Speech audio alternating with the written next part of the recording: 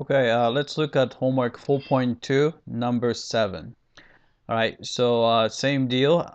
It's very similar to other problems. So you have a function which is square root of x, and it goes from 0 to 9. All right, so we are trying to apply the mean value theorem.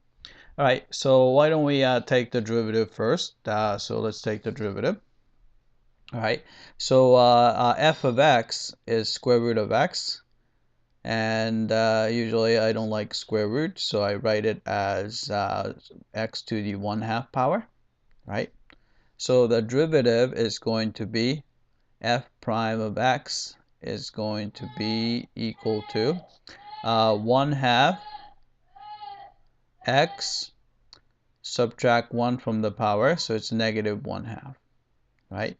So but probably I'll write it as 1 over, right? 2 is on the bottom. Since it's a negative power, so I would put x on the bottom, and a 1/2 power, we can write it as square root, right? So that's that.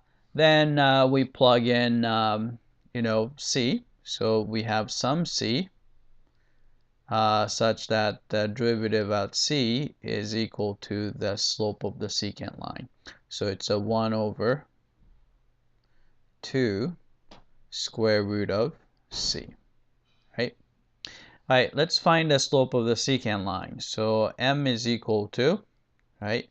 So we have to do f of 9 minus f of 0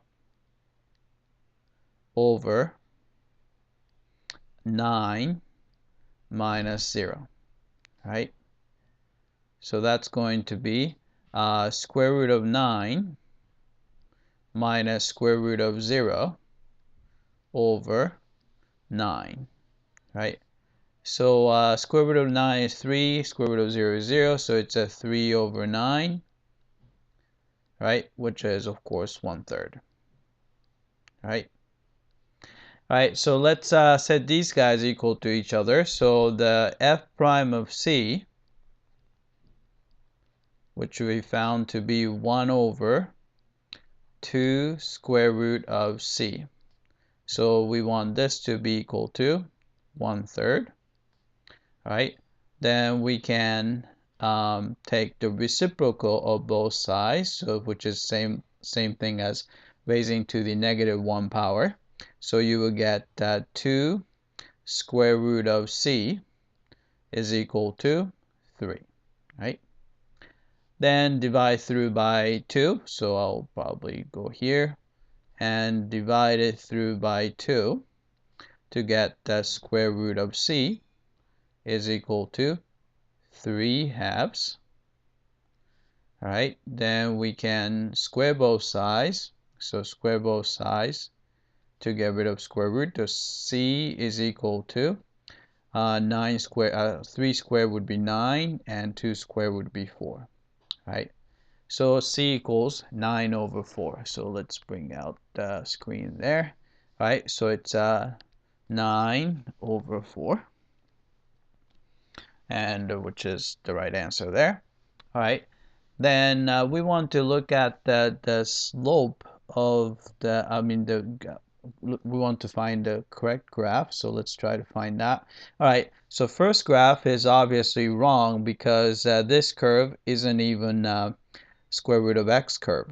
All right, square root of x looks more like this. All right, so it possibly second one and not the third one. So it's either a third one, a second one, or a fourth one.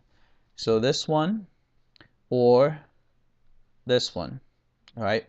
But we know that at that point, slope of the secant line is equal to the derivative of the at c. So it's going, which is the same thing as slope of the tangent line. So you can see that not this one, but here.